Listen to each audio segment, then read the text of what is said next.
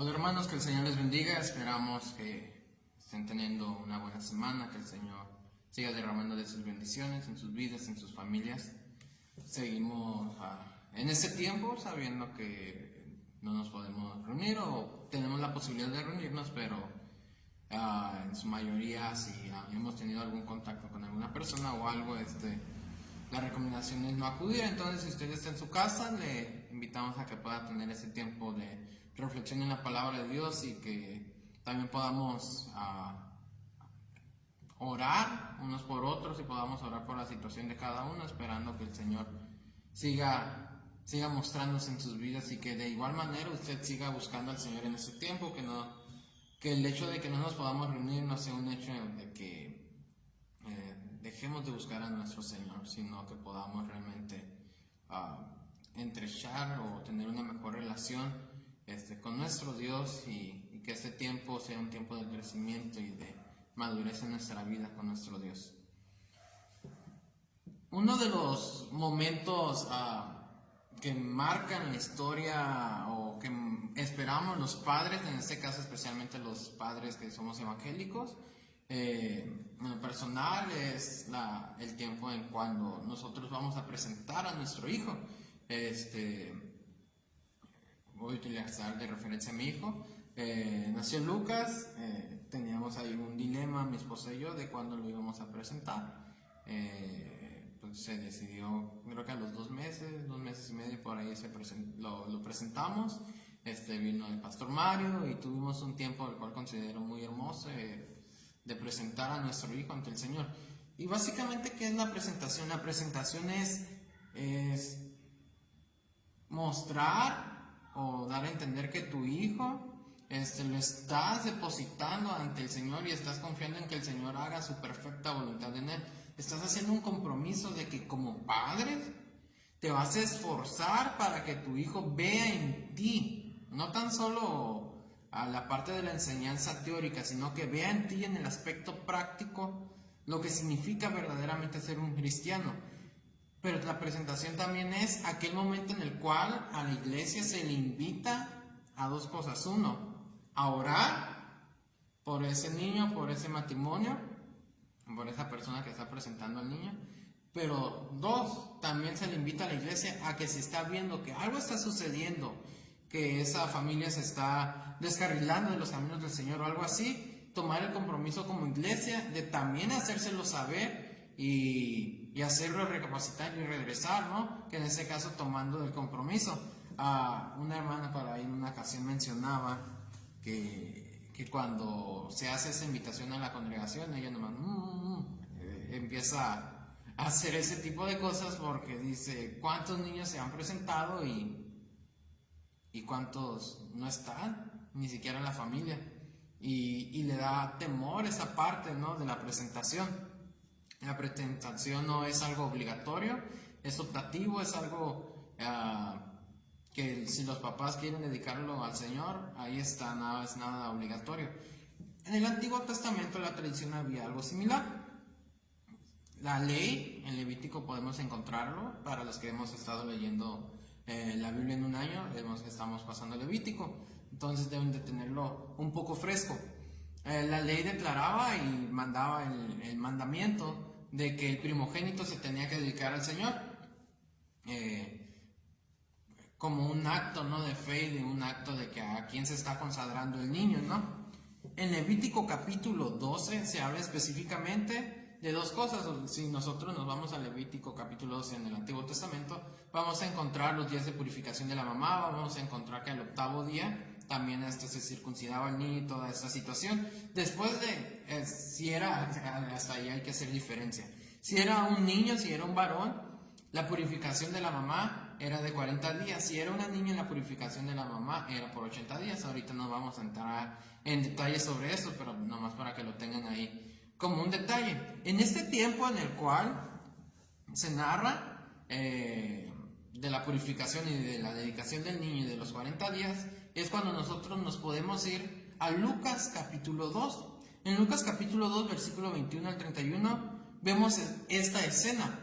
José y María están cumpliendo con el mandato, con lo que la ley establecía, Pero antes de continuar, voy a darme la tarea de leer Lucas, capítulo 2, versículo 21 al 32. Repito, Lucas 2, 21 al 32.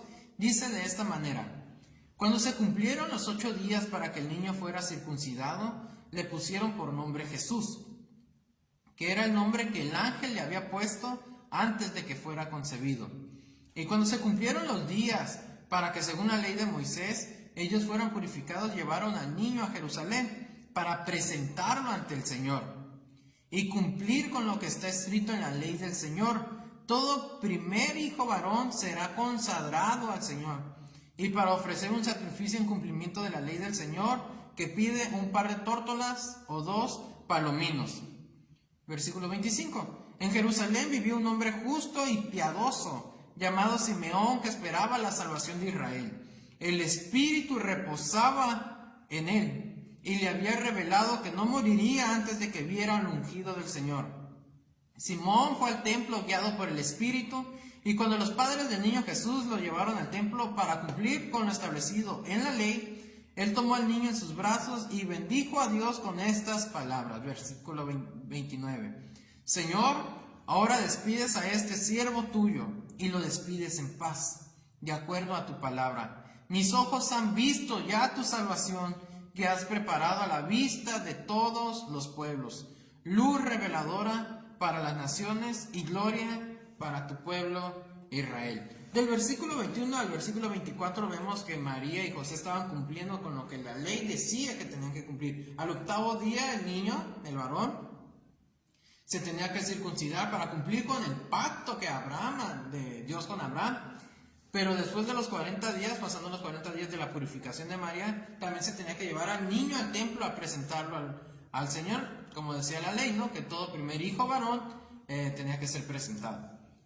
José y María estaban cumpliendo con las normas, con las reglas, con la tradición, con lo que marcaba la ley. Pero hay una pregunta: ¿quién era Simón o quién era Simeón?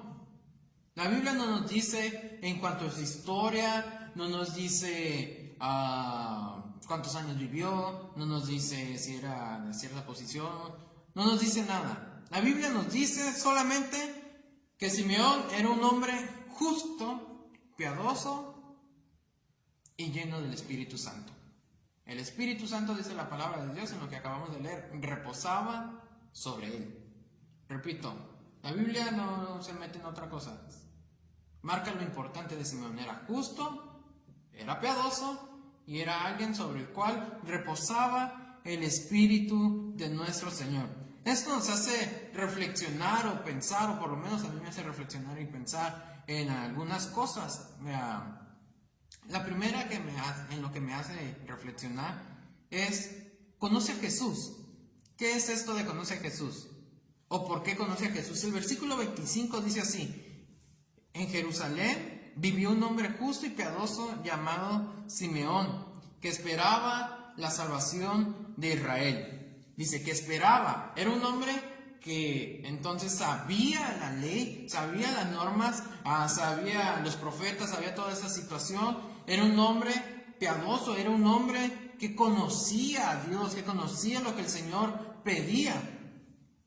En Deuteronomio capítulo 6, versículo 1 al 3, lo dice de esta manera: estos son los mandamientos, estatutos y decretos que el Señor su Dios me ordenó que les enseñara. Moisés hablando, para que los pongan por obra en la tierra de la cual van a tomar posesión. Versículo 2: para que todos los días de tu vida, tú, Israel, y tus hijos y los hijos de tus hijos teman al Señor su Dios y cumplan todos los mandamientos y estatutos que yo les mando cumplir, para que sus días sean prolongados. Oye, Israel, y asegúrate de ponerlos por obra, para que te vaya bien en la tierra que fluye leche y miel, y te multipliques, tal y como el Señor y Dios de tus padres te lo ha prometido.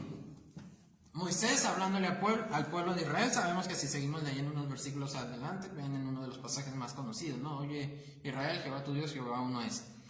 Pero estos versículos es bastante interesante. Moisés le está dando unas normas, mandamientos, los estatutos que el Señor está demandando, y dice: para que te vaya bien. Cumple con estos mandamientos para que te vaya bien, para que tus días sean prolongados, para que seas bendecido por nuestro Dios.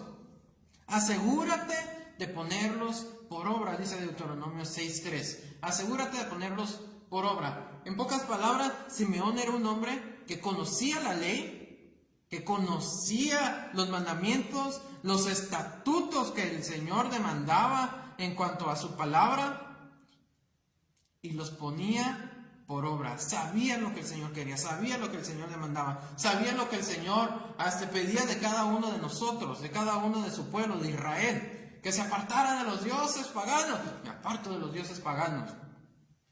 Que viviéramos en armonía, pues vivimos en armonía. Que no robara, pues no robo, esto y el otro. Era un hombre, en la Biblia dice, que era justo, que era piadoso, era un hombre que conocía lo que el Señor quería de cada uno de ellos. La pregunta es, ¿cómo nosotros podemos entonces conocer a alguien? Estuve buscando por ahí, si usted se mete al internet y pones exactamente esa pregunta, ¿cómo conocer a alguien? Le van a salir algunas opciones, le van a salir, hágase una cuenta de red social, desde Twitter, Facebook, Instagram, y empiece a seguir cuántas personas se les cruce. Otros, para poder entablar una buena relación, me ponen por ahí 5 preguntas, 7 preguntas, 10 preguntas, 100 preguntas, dependiendo, para poder formar una relación, para conocer a alguien, ¿no? Pero lo más práctico, y lo anoté, dice, una de las mejores formas de conocer a alguien es haciendo diferentes actividades juntos. Esto puede ayudarte a ver nuevos aspectos de la vida o personalidad de la otra persona. Asimismo, demuestra tu interés por hacer la relación más profunda. Considera comenzar haciendo algo que ambos disfruten. Cuando tú convives mucho con alguien, sabes lo que le gusta y sabes lo que no le gusta. Cuando tú tienes ese amigo en el cual ya has tenido algunos años, cuando tú en tu relación con tu matrimonio, por ahí quieres pasarte de chistoso, hacerte el chistoso, la chistosa, y molestar un poco a tu pareja, tú sabes por dónde puedes llegar. Tú sabes qué es lo que puedes decir para que le haga hervir un poquito la sangre y causar un poco de molestia por ahí. Tú lo sabes porque la conoces o porque lo conoces, porque convives, porque estás ahí. Simeón hacía esto. Simeón pasaba tiempo de comunión con el Señor y sabía quién era el Señor. Y vivía conforme los mandamientos y los estatutos que el Señor pedía a cada uno. Simeón atesoraba estos mandamientos y estatutos en su corazón y los ponía por obra, ya que esto era agradable delante de nuestro Dios. Practica esto. Primera de Tesalonicenses 4, 3 al 8 dice de esta manera: la voluntad de Dios, por si tú no conoces, por si tú no sabes, por si tú no conoces a Dios o los mandamientos del Señor y toda esta situación, Primera de Tesalonicenses 4, 3 al 8 nos pueden ayudar como algo de conocimiento. Pero sabemos que para poder vivir realmente conforme a los mandamientos de nuestro Dios necesitamos de su Espíritu Santo. Podemos tener conocimiento, pero si el Espíritu hace la obra, ese se queda solamente en ese conocimiento. Dice, la voluntad de Dios es que ustedes sean santificados. Comienza fuerte. La voluntad de Dios es que ustedes sean santificados, que se aparten de toda inmoralidad sexual, que cada uno de ustedes sepa tener su propio cuerpo en santidad y honor, y no en pasiones desordenadas como la gente que no conoce a Dios. Bueno, parece que Tesalonicenses es muy contemporáneo, ¿no? Pablo muy contemporáneo con todo lo que está pasando hoy en día. Dice, eso déjenselo a las personas que no conocen a Dios. Ninguno debe agraviar ni engañar en nada a su hermano, porque el Señor tome en cuenta todo esto, como ya les hemos dicho y declarado. Pues Dios no nos ha llamado a vivir en la inmundicia, sino a vivir, repite, ya van 3, 4 veces que dice Pablo aquí en Primera de Tesalonicenses, sino a vivir en santidad. El que desecha esto, no desecha a un hombre, sino que desecha a Dios, que también nos dio su Espíritu Santo. ¿Hará falta conocer a Dios? ¿Hará falta buscar del Espíritu de Dios y que Él viva en nosotros, en nuestros días? Claro, totalmente. Vemos iglesias, vemos personas que conocen de Dios y que saben lo que el Señor está pidiendo, pero que aún así deliberadamente están desobedeciendo los mandatos, los estatutos, los principios, las normas que nuestro Dios marca en su palabra. Deliberadamente. Eso es aún peor. Segundo punto, vamos a intentar seguir con esa secuencia. El primero era conoce a Jesús. Segundo, que Él te conozca a ti. Que Él te conozca a ti. Yo sé, no puede sonar ahí nuestra mente. El Señor nos conoce y conoce hasta el último de nuestros cabellos y conoce todo eso. Y desde el vientre de nuestra madre Él nos formó. Claro que Dios nos conoce en este sentido, pero voy a otra parte o a otra área. Que Él nos conozca. Lucas capítulo 2, cuando habla de Simeón, dice de esta manera: el Espíritu Santo reposaba en él. El Espíritu Santo reposaba en él y le había revelado que no moriría antes de que viera el ungido del Señor. Simón fue al templo otra vez, guiado por el Espíritu. Guiado por el Espíritu. 2 ocasiones en estos pequeños versículos nos dicen, nos hablan de que el Espíritu Santo reposaba sobre él, de que el Espíritu Santo le había revelado que no moriría hasta que viera el ungido del Señor. Y otra vez dice que Simeón o Simón, como se le menciona en este versículo, fue guiado al templo por el Espíritu de nuestro Señor. Hebreos 12:14 dice así: procuren vivir en paz con todos y en santidad, sin la cual nadie podrá ver al Señor. Una pregunta aquí. ¿Cuánta falta habrá? ¿Cuánta necesidad hay de ser hombres, mujeres llenos del Espíritu de nuestro Dios en estos días? Hay personas que conocen su palabra, que conocen los mandamientos, que conocen los cantos, que conocen la práctica o la dinámica de las iglesias, pero que no han tenido un encuentro con el Espíritu de nuestro Dios, que no han tenido un encuentro con nuestro Salvador. Y ellos tal vez conocen, pero no han tenido este encuentro con nuestro Dios. Eso es a lo que va. Que Él te conozca, que Él obre en ti. La soberbia del hombre, la soberbia de nosotros es tremenda. Es tremenda. Necesitamos ser llenos del Espíritu de Dios. Necesitamos dejar que Él trabaje en nosotros. Necesitamos dejar que Él nos convenza de pecado y de juicio. Necesitamos convencernos de que vivir conforme a lo que Él está demandando, vivir conforme al poder de su palabra, vivir conforme al poder de su Santo Espíritu es lo mejor para nosotros. Pero nos encontramos a tantos en las iglesias que conocen la voluntad de Dios, pero no viven conforme a la voluntad de nuestro Dios. Y al final del Sermón del Monte lo menciona Jesús. Quien escucha estas palabras y las pone por práctica se le comparará con un hombre sensato. Pero aquel que no las hace, aquel que solamente conoce pero no la practica, es como aquel hombre que hizo su casa sobre la arena, vino la tormenta, vino todo y se lo llevó. Necesitamos vivir llenos del Espíritu de Dios. Necesitamos dejar que el Señor haga su santa y perfecta voluntad de nosotros. Y tercer punto, recuerda que estás expuesto. ¿A qué me refiero con esto? Voy a poner un ejemplo. Si alguien en algún momento se quiere cambiar de iglesia, dentro de las iglesias hay algo que se nos dice que tenemos que pedir. A veces no se pide, malamente tal vez, pero que se le llama una carta de recomendación. ¿Qué es esto? Es que el pastor de la iglesia donde estás recomienda o dice que eres un buen hermano a la iglesia a la cual te vas a ir, ya sea porque te mudaste por cualquier situación, ¿no?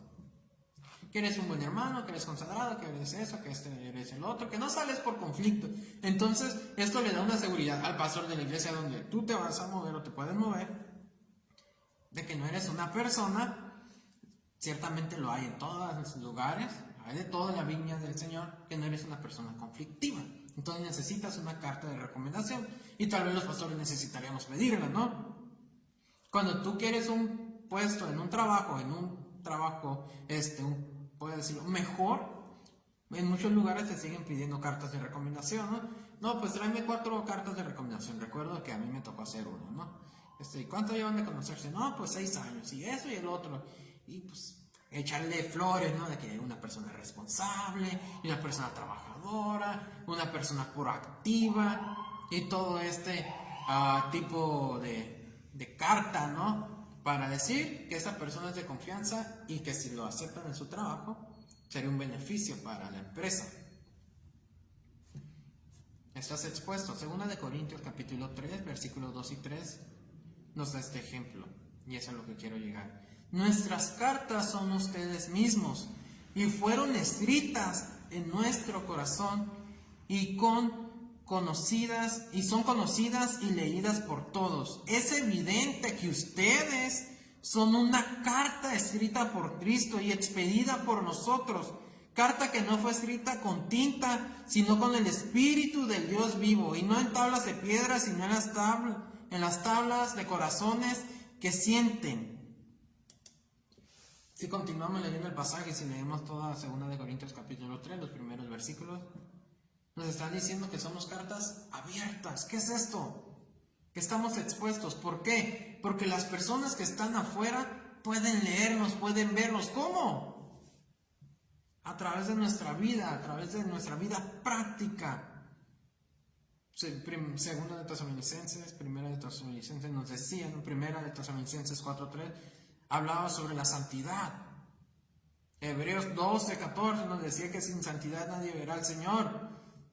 Nuestra santidad, nuestra forma de vivir, nuestra forma de ser delante de nuestro Señor, es como nosotros damos a entender que somos hijos de Dios.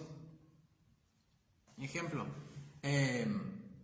recuerdo en el momento de que el Señor habló a mi vida por primera vez, y que Él llegó a mi vida y me rescató y me salvó del pecado, me convenció y me hizo hijo de Dios.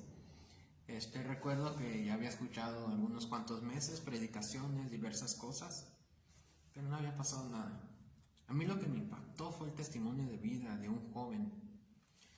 Este joven no predicaba como tal, ¿no? Y a veces compartía en la iglesia, en el grupo de jóvenes, pero hasta ahí. Pero su vida era muy práctica, siempre estaba sirviendo, siempre estaba sonriendo, siempre buscaba ayudar, manifestaba al Señor en su diario vivir. Hablar con Él era algo bastante interesante. Te transmitía paz, te transmitía algo que tú sabías que tú no tenías. Él era una carta abierta, Él era alguien expuesto y Él estaba representando al Señor. 2 Corintios 5:20 lo dice así.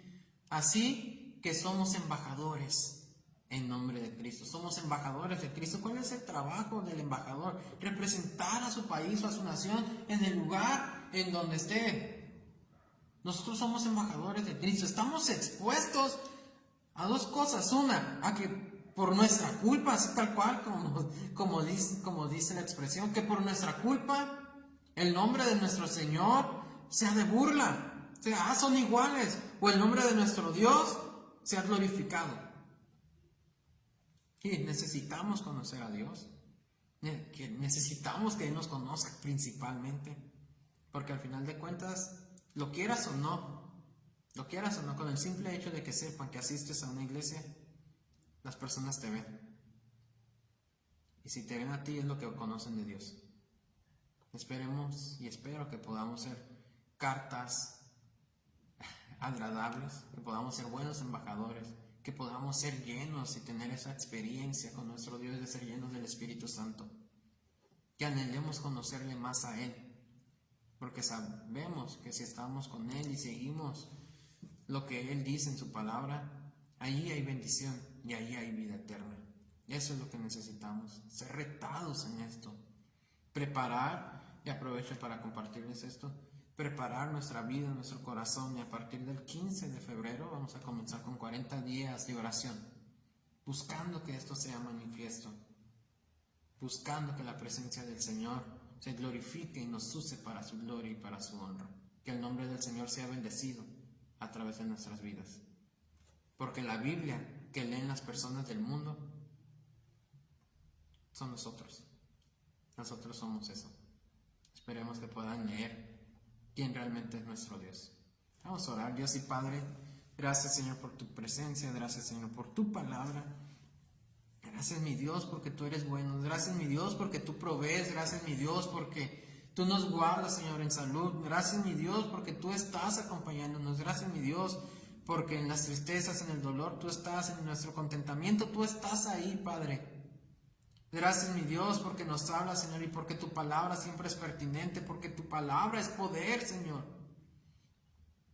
Permítenos ser retados, mi Dios. Permítenos, Padre, poder vivir, Señor, y poder tener esta experiencia, Señor, de salvación, pero también esta experiencia, Señor, de ser llenos de tu Santo Espíritu, Padre. Que transpiremos, Padre, una relación sincera y seria contigo, Padre. Que no nos conformemos a los principios y las normas que están dando a este mundo, Padre, sino que vivamos, Señor, conforme a tus mandamientos, tus estatutos, Padre, y los atesoremos en nuestro corazón, Padre, y podamos vivir de tal manera en la cual, Señor, tú te agrades. Los demás, Padre, aunque tal vez en un momento te puedan burlar, cuando lleguen esos momentos, ellos puedan voltear y vernos, Señor, y ver que somos diferentes, porque tú estás con nosotros. Gracias, Señor. Bendice a cada uno de mis hermanos, Padre, de mis hermanas, de los jóvenes, de sus hijos, padres, nietos.